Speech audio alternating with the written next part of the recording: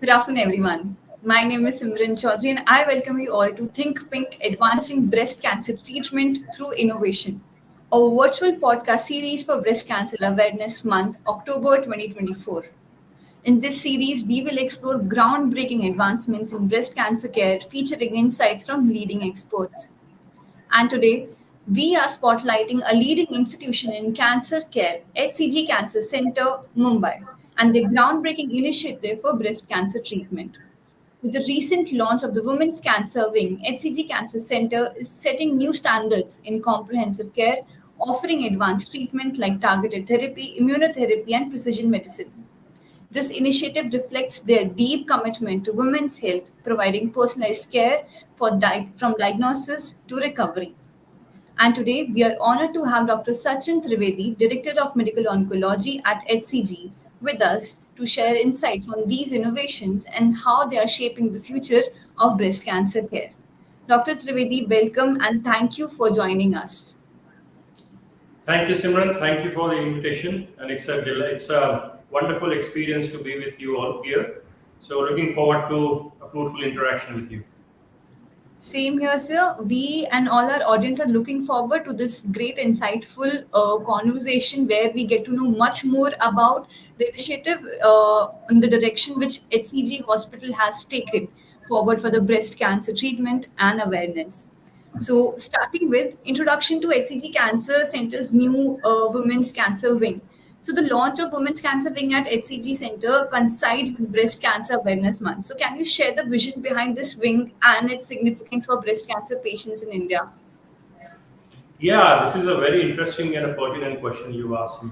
Um, Now, see, I was heading the oncology service in Nottingham, UK, until last year. And when I decided to come back to India, I had a long conversation with the SCG team, specifically with our regional head, Mr. George, and our chairman, Dr. Ajay Kumar. So, one of the things I wanted to do when I came back to India was to continue the work that I was doing in Nottingham with the women's cancer specialization there. So I was primarily treating women with cancer, ovarian cancer, endometrial cancer, but most importantly, breast cancer. And Nottingham, as many people might know, is kind of the place in UK when it comes to breast cancer management. So I wanted to bring the best standards of care from all over the world and deliver the best care to the patients in India. Okay. One of the things when I came here I identified was the lack of privacy that women patients had, especially given our sensibilities and understanding of society. I personally felt that it was extremely important that women are given their own space to come and deal with this disease.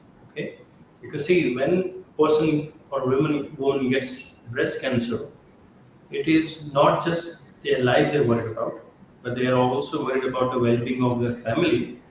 Plus, they are under immense psychological distress. So we wanted to create a safe haven for patients to come open up, feel safe, and have their own privacy. And with that in mind, we formulated the idea of developing this women's cancer wing. I must say, HCG is actually at the forefront of trying to build the best infrastructure and bringing the best technology. So they brought me from Nottingham, and similarly, we've got one colleague who's a breast cancer surgeon who's come from Memorial Sloan Kettering. And I'm very proud to say that actually, since it has become operational, as we have received phenomenal response from our patients. So everyone who likes to, come and visit our women's wing.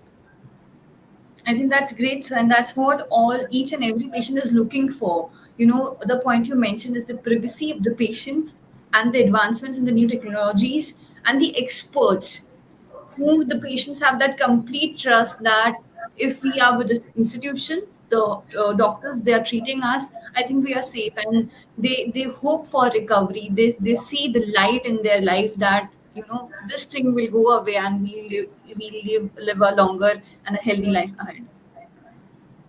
Very well put, simply. Yes. And so, HCG like you also mentioned, the HCG Cancer Center offers a comprehensive breast cancer care program. So, could you walk us through how this program is structured from diagnosis to post treatment support, and why a personalized approach is critical in breast cancer treatment? So you see, what I observe when I teach this to my students, look at a person and a patient as a whole. Do not assume that they are just someone with just one disease, because this diagnosis affects the patient, and you have to look at the comprehensive, the holistic care. Now, looking at the clinical side, one very important difference that I noticed since I've come to India in the last 1 year is that if in UK, out of 175 of my patients came with early breast cancer, Hmm. in India I find majority of the patients coming in with late breast cancer. Okay. Similarly, there is a lack of understanding on what is the best approach to treat. There was a lack of team effort when I look at my colleagues who were actually treating patients in isolation. So what we developed was we started to hit right at the bottom. One was to create awareness about this disease. So through the Women's Cancer Wing, we have been doing a lot of public programs to create awareness, to explain to the general public how important it is to get breast cancer screening and breast cancer self-examinations. So we've been teaching patients, relatives, and general public to how to do that. But the important thing is education. So we started with education.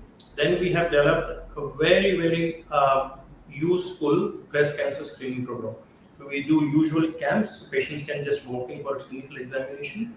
They get a mammogram, and if required, we do a very quick ultrasound guided biopsy. So this is aimed at trying to diagnose patients early, so we can actually give them a curative treatment upfront. From there, things move on to how do we make the decision on what is the best treatment. Okay. Now, as our chairman, puts it all the time, that if someone in the world says, "I am an expert at treating any kind of cancer," he needs to go back to medical school. Okay, that is because our field evolves every day. So you'll be surprised to know that every morning, like I read newspaper, I go through my journals and articles online, and I find there's something new happening every day. Okay, so the best way to approach and treat and give the best treatment to the patient is to work in teams.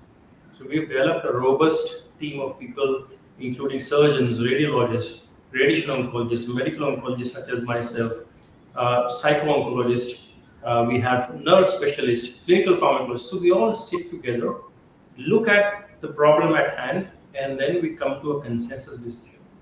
So from there, we have developed a system where we are able to offer treatment that is better, if not at par, at global standards. So here it is about, can you offer a breast conserving surgery to a patient, which means can you preserve an organ for the patient? Right from there, can you preserve the fertility of the patient? If there is a young patient, do you need to do any genetic analysis? Can you preserve the fertility? And it moves on one step at a time, but it is the team that makes the difference, and it is the team that gets the best outcome from the patients.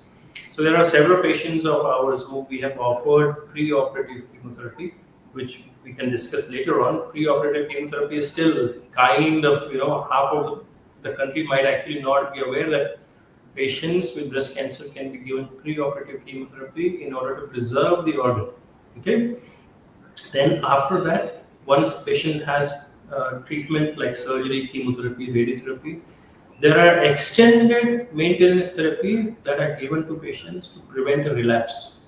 Okay, so it's an extensive, robust, comprehensive system where we look at a patient as a whole and approach the disease as a foe against which we all unite.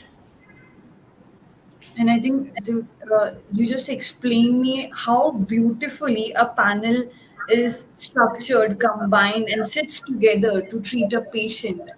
Uh, I think that dedication, that commitment matters a lot. And I think with this great and big team, anything is possible.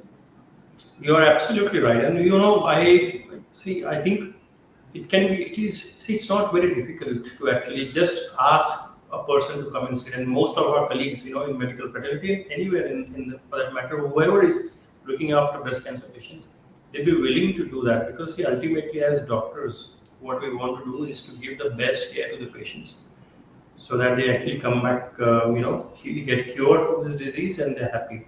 So, and we have experienced that the kind of outcome we get and the kind of satisfaction, patient satisfaction that we actually generate is humongous as compared to what we would be getting if I was just sitting in one corner and doing my own stuff. So I personally believe that team approach and teamwork is going to be the key to help the patients in the best way possible, not just clinically but holistically. Yes, and thank you so much for answering that question and explaining us how this actually works. So moving on to the role of cancer genomics in breast cancer. So we know your profile also includes in cancer genomics, preventive oncology. So how do genetic counseling and genomics play a role in early detection and personalized treatment plans for breast cancer patients? You've asked a very interesting question. Actually, I think we need to do a separate podcast or separate recording just to talk about cancer genomics, because this is the most fascinating thing that has happened to cancer medicine and human biology in general over in last 2 decades. So so let's talk about breast cancer, because this is what we're discussing today. So if you look at breast cancer and you just use the word breast cancer, it comes across as one disease. Yeah. Mm-hmm. But even until like 15 years ago, that is pre-genomic era, we knew that there are certain markers that make the cancers different. Luminal, and then breast cancer was then subclassified into luminal A, luminal B, or breast cancer that is driven by hormone, which is hormone receptor positive. Then breast cancer that is driven by something called as HER2, so that was another type. And there was one breast cancer that was called triple negative, which everyone was afraid of. So these were, few classifications. Now, since the time that we started running and understanding the genomic makeup of the cancer, you'd be surprised to know that each of these cancer can then be subdivided into tens and hundreds of subtypes of cancer. So this is our in-depth understanding of how different each cancer can be, and that is where the personalization of treatment comes into picture. So today we know, for example, you must have heard of a gene called BRCA. Okay, Yes. BRCA predisposes patients to develop cancers, many cancers, but most commonly breast cancer in women. So if a person carries that, we are now able to find the appropriate drug that will be the most suitable for that kind of patients. In addition, there are certain sets of genetic markers that will tell us what are the odds of this patient getting a different type of cancer, what are the odds of this patient responding to a type of treatment, what are the odds that a relative of this patient might be having cancer. So see, genomic understanding and genomics has opened a completely new chapter in management of all types of cancer, but more so in management of breast cancer. In future, we will, and we are already at the cusp. I use this word quite frequently in all my talks, and we are actually at the cusp of a revolution. We might be already living that revolution, just that we don't know, because everything takes time to actually look back and see what has happened. We will very soon have a detailed understanding of how each cancer is driven, and based on that, we will be able to personalize and develop some targeted therapy, so that not only is the cancer cured, but the scare, the worry of the cancer coming back is also reduced, if not made zero. That's great. That's great. And since we're talking about genetics and genomics and the role of personalized medicine and every other thing, I just remembered one thing. In my last panel discussion, breast cancer awareness only with Pfizer. A doctor mentioned me that recently she came across a patient who got diagnosed with breast cancer at the age of 23. years. And she was carrying at that point of time. She got diagnosed while she was pregnant. And Mhm. she also mentioned the early age the cancer comes, it is more likely to be genetically. Yeah. And I was surprised ki if that girl or that lady has that cancer at 23, and this is because of the genes she's carrying, the baby in her womb will also carry the same genes, right? So there is a it depends on which gene she was carrying. Okay. Okay. And there is a different inheritance pattern to different kinds of genes. Okay. Now, many genes can be transmitted from directly from they are inherited from parents to the child. Sometimes they are inherited from the grandparents to the grandchildren.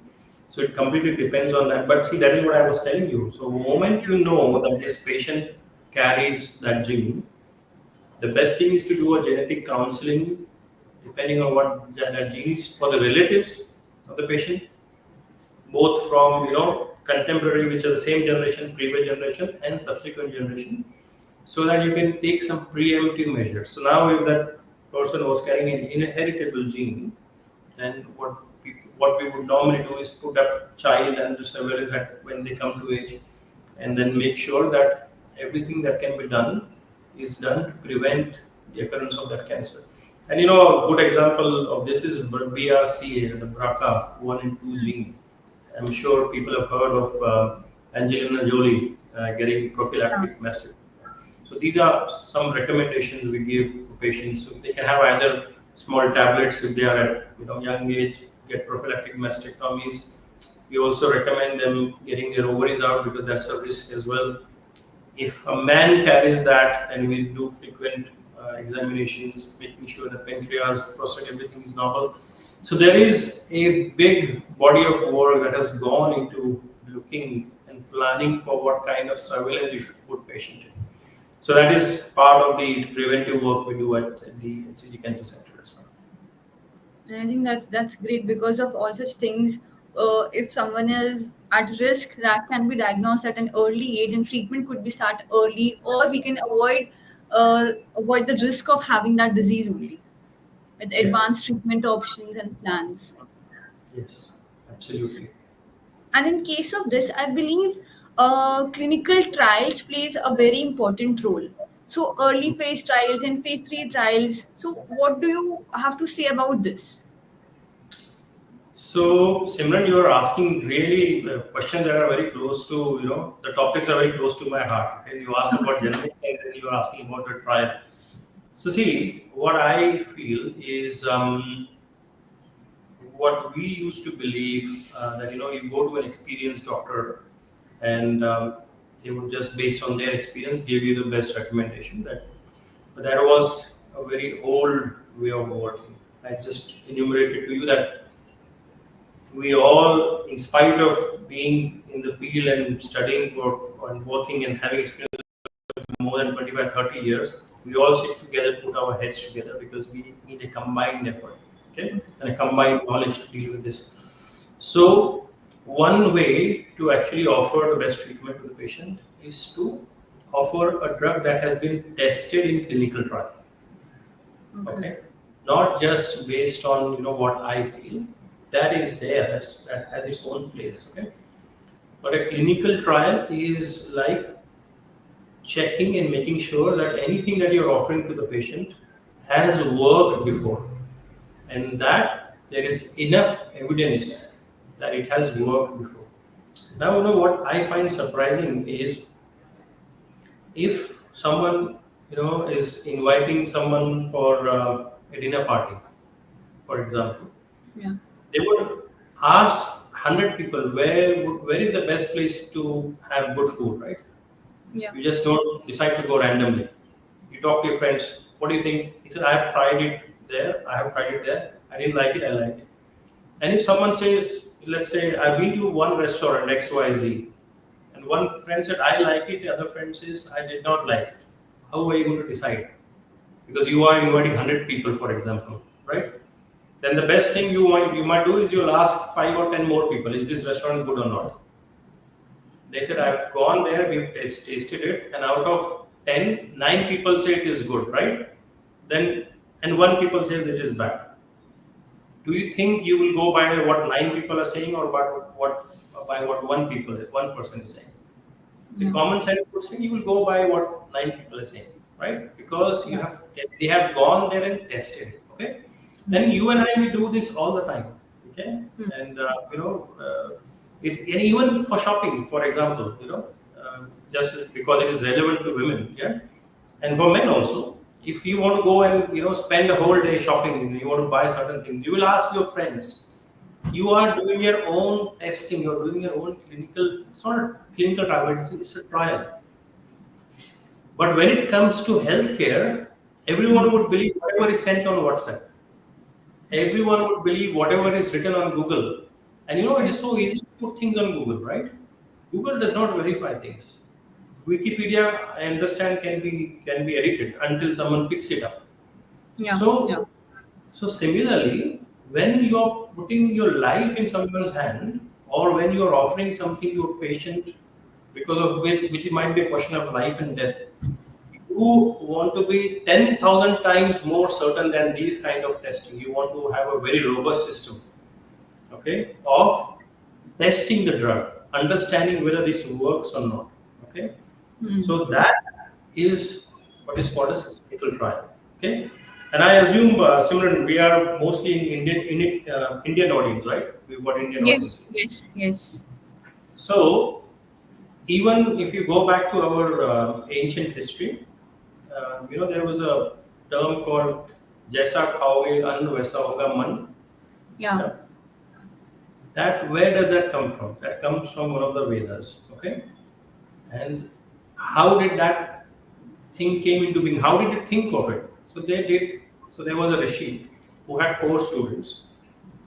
He told them, "Okay, all of you are going to eat all the meat that is available to you in the world for 1 month, and then come back to me." And when they came back, he asked them, "How do you feel?" He said, "We are very upset. We are angry. We want to fight all the time." He said, Oh. "Okay, now you're going to have a normal food. Okay, no meat, but just a vegetarian food." And then that happened for a month, and they said, "No, we feel okay, but we still feel greedy about few things. We want to do this and that." Then he said, "Okay, go and eat only fresh fruits that you would have in our vrat and upwas, just fresh fruits and just water and milk." They tried it for 1 month, and they said, "We feel really good. We have no stomach problems. There is no heartburn. We don't have any bad thoughts." And then he said, "For 1 month, you're going to only drink water." When they drank water for 1 month and they came back, you know what? They asked, how do you feel? We don't feel anything. We can't even think.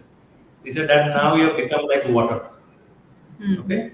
Now this was related to me. I read it somewhere, and I also spoke to one of the people when I was visiting Varanasi. And I was just thinking, this is a clinical trial done thousands of years ago. So if that, in our ancient people actually did not believe even a single thing without evidence, why are we? And it is more common with us Indians. Why are we bent to believe everything that is written down anywhere? Okay, so clinical trial is the process of testing and trialing each and every drug that is being given to the patient. And you have to be 95% accurate to say that this drug works. So the early phase is when when the drug is first introduced into human. There are few number of 100 to 200 people that are being tested in that, and then it is expanded into a bigger population. So it's a very, very useful way. Now, like genomics, we can have another podcast because there are little nuances on, how do we make sure that we eliminate the biases. How can we be sure that the trial was robust? So it's a company. I'm sure there are postgraduate courses just on how to run clinical trials. You said it right. These are very vast topic, and this would need a special episode to talk about. But for today's episode, we are covering in a briefly way how HCG Cancer is working on this and how does it matters the most for the treatment plans, right? As you mentioned, there are many parts of how this is structured. So moving on to the supportive care services. So holistic care is a core part of HCG's philosophy. right? Offering counseling, nutritional support, and pain management. So, can you elaborate on how these services improve the quality of life for breast cancer patients during and after the treatment? Yeah, so see, like what I was explaining, working in team, that is what our, kind of oath is, that we are going to work in teams, we are going to work together for the patient. But the leader of the team is the patient. So the patient is the one who tells us what they feel, what they want. We get a constant feedback from them. So right from the point of early diagnosis, what we do is we look at their psychological needs, their emotional needs. We get a psychological counseling. If we find there is a risk of someone carrying a gene, we get genetic counseling as well. In addition to that, we physicians and doctors we try to spend as much time with the patient and their family, trying to explain to them the whole journey, what to expect. Because one very important thing is telling the patient what is how the journey is going to pan out and telling them, so there should not be any surprises. Okay, so just Yes. dragging them into a scanner without explaining to them, why we're doing it, what is the need and what we want to see. So communication plays a very important role. So during our patient journey, what we do is there is always we try to keep one person as a point of contact for the patient who will actually be monitoring the journey throughout. Then, when the treatment starts, see, all treatments will have some side effects, whether it is surgery, post surgery, either chemotherapy, post chemotherapy. So we give them written information on what to expect and what to do if they don't understand what's happening. And our default is if there's a problem, you just connect with us, we'll explain to you. And after some time, the patients are actually well informed and well aware and they know how to deal with any small problems they might have. We've got our in-house pain control team as well. So it is led by one of our senior anesthetists, so who specializes in management of pain in patients who've got advanced cancer. And unfortunately, if it has spread to bones and places where they cause pain, so the team will look after the pain. So you can see, even though we work in team, we have our set roles to play.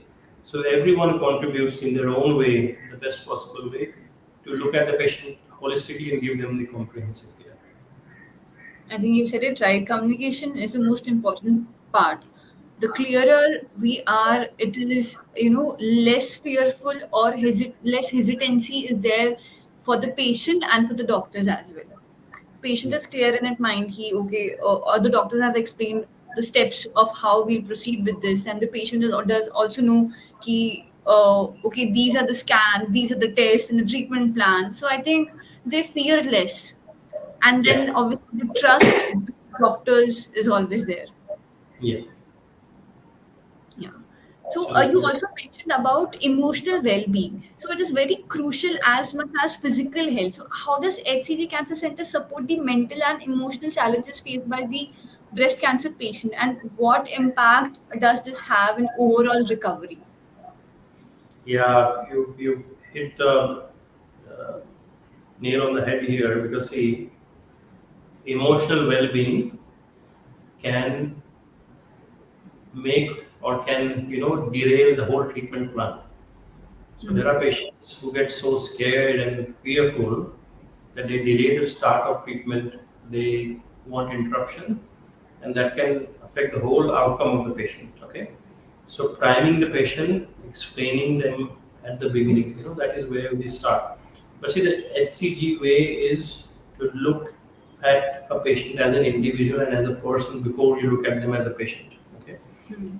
see, one very important thing that all of us need to be aware of is that when a woman gets breast cancer, one is the fear of death, and that is true for everyone. Yes. But on top of that, in our society, a lot of things in family revolve around women. Okay, which is if there's a mother who's got diagnosis, everyone is attached to the mother. Okay, and if they have grandchildren, even the grandchildren affects everyone. On top of that, they are fearful that their family might be feeling bad or being bothered because of their diagnosis. They have this feeling of guilt, maybe they've done something wrong. it's kind of a mixed bag of a lot of negative emotions. And on top of that, when we give them the treatment, we cause a lot of upheaval in the hormone levels. Okay, so we either give them hormone suppressors, we give them some treatment that withdraws the estrogen. In young patients, we give them chemotherapy, the ovaries go to sleep, they can get menopausal symptoms. So it's a very toxic mix of emotions that has to be addressed and not ignored. What happens generally is people and patients and many of my colleagues might just brush it on the side in the past, and at present we have complete and clear understanding of how important it is. And even for now our understanding of health is also looking at the emotional angle and making sure that patients are supported at home. So breast cancer patients need a lot of hand holding throughout the journey. And the HCG way is to make sure that they understand that we are by their side, behind them, and the physician will lead them to the right directions. I think in that way, the hospital is going in the right direction because they are monitoring or addressing the each and every need of a cancer patient, or I should say, breast cancer patient in this case. So I believe that's what it is required to address, and the hand holding is in right direction. So thank you so much for the efforts the hospital and doctors are putting in that. So looking forward, what do you believe in the future of breast cancer care in terms of innovative and patient-centered approach that HCG Cancer Center is looking at the future? Yeah. See, at HCG Cancer Center and in our HCG hospitals, we have this agreement that we want to be the leaders when it comes to giving the best care to the patients for the best outcome and looking at the patient holistically. There is a multi-pronged approach we have planned, and it is looking at the holistic picture, providing the comprehensive care. So we're not just looking at the processes that we are actually refining every day. We're not just looking at just the quality of care on the ground, but we are also looking at the next generation of drugs, medications, systems, machines, everything that we can bring to our patients to give them the care that we think that they deserve. So and I tell this to my patient also, this gold standard for me is if someone in my family gets this disease, what kind of care would I want them to have? Yeah. And when you think of that and when you put that in anything, but more so in healthcare, that is when you think, oh, I want more comfortable chair to sit. From there to the best treatment that is available anywhere in London, New York, Hong Kong. And I can tell you with a lot of pride actually that we are able to access everything. So there is no drug in this planet that we cannot get for our patients, and we've done that. We've actually had patients flown in from Memorial Sloan Kettering in US to be looked after here because they have family here. So our way of working is that, and it's working well. And there is a lot of work going on. We've got an institutional research committee where we are developing our own trials. And my thought is that breast cancer patients should now feel more and more confident that very soon in future we will be able to treat this as just any other disease and not the dreaded breast cancer.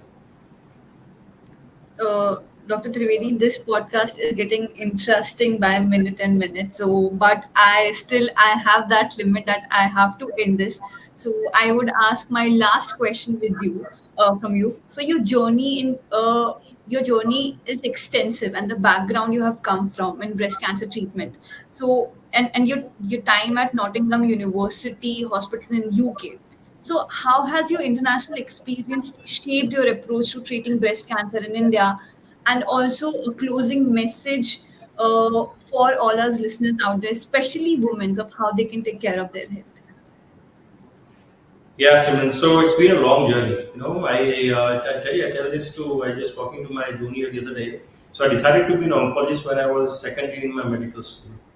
Okay. So that has taken me that decision, actually one decision that I want to treat cancer and possibly cure cancer one day. So it has taken me across the globe. I was in the States, I was in mainland Europe. And most of the time I have spent in London at the Royal Marsden Hospital. The Royal Marsden Hospital is one of the oldest hospital in the world, in the premier hospital, where a lot of these drugs and trials have been developed over the years.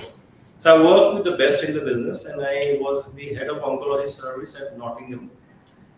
And I did not realize this, but one of the very important things that I learned when I was outside was, giving every patient the time and the attention that they deserve is absolutely the key and the important thing.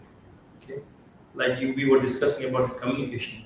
See, we sometimes what happens is we are so focused on the new medications, precision, immunotherapy, and things that we need to remind ourselves that ultimately we're doing this for the patient. Hmm. So, emphasizing the importance of communication, being aware that patient needs your time, patient needs your attention, and so does their family. Making sure that patient is given the choice, okay, not being patronizing, saying this is all you need to do. And also, if the patient is saying, "No, I don't want it, I'm afraid of it," being able to counsel them, take them, make them walk with you. See, that is the key, especially with breast cancer patients. So, breast cancer patients, all over the world, it is an agreement that breast cancer patients, as a cohort, are different. And the reason I just explained to you, it is a lot of psychological burden, and there is a lot of mixed emotion that actually goes into a person deciding something on what they want. So my journey, over the years, what I found was, I've learned these skills and techniques which I have been implementing in India, and I find that this is actually absolutely something that we should be able to do. But to be able to do that, we need to work in team. Okay. Now, my last message, you may call it, for this, podcast, is that one, education, Yes. spread the awareness of breast cancer like we are doing now. Second is, do not be afraid if you think you've got breast cancer. Get into the screening program. Okay, the screening programs are being offered at HCG hospitals. We've got a quite robust screening program for breast cancer patients. Get into screening programs, see your doctor. If you have doubt, to rule out cancer. That is very easy to do. It's not honestly not very complicated. The earlier we catch cancer, the more the chances of cure are. So in my center, for example, I can probably say there's many patients who come to us with a diagnosis of breast cancer at 9 a.m. in the morning. By 4 p.m., they've had, if it's an early cancer, they've had surgery and gone back home, cured of Oh, cancer. that's great. Yeah. 90% chance of cure. So don't be afraid, talk to the specialist, get into screening program. Even if, God forbid, if you've got advanced cancer, there is so much we can do for you. So talk to us and involve us in the decision making for you, and we are here for you. Thank you so much, Dr. Trivedi, because the confidence, the trust, the medical advancements, all we can hear or get the vibe from you and for the hospital as well. This I think this kind of thing builds the trust of patient for the hospital and for the doctor, that if we are there, nothing is going to happen to us. We'll be perfectly fine after treatment and everything. And I think this is what is required. Every person out there is looking forward for this thing only. And you like also mentioned about it. If God forbid something happened to a family member, what all things would you require there? I think that's the vision. That's what everyone is looking forward. So thank you so much for awareing our audience about everything and sharing all the insights about the hospital, the treatment plans, and how greatly and efficiently HCG Cancer Centre Mumbai is working for betterment of breast cancer patients. So thank you so much for coming to our show and sharing your insights. Thank you so much, Simran. So I would just say goodbye. And in my profession, I can't tell anyone that I will see you again. But well, I don't want anyone to come into my hospital as a patient. Okay. But I would like to see you all again, and especially you, Simran, in another podcast if there is anything that we can discuss about breast cancer patients. Okay. Definitely, definitely. We would have much more interesting, engaging episodes and podcasts coming forward after this. Thank Okay. you. Thank you. Thank you.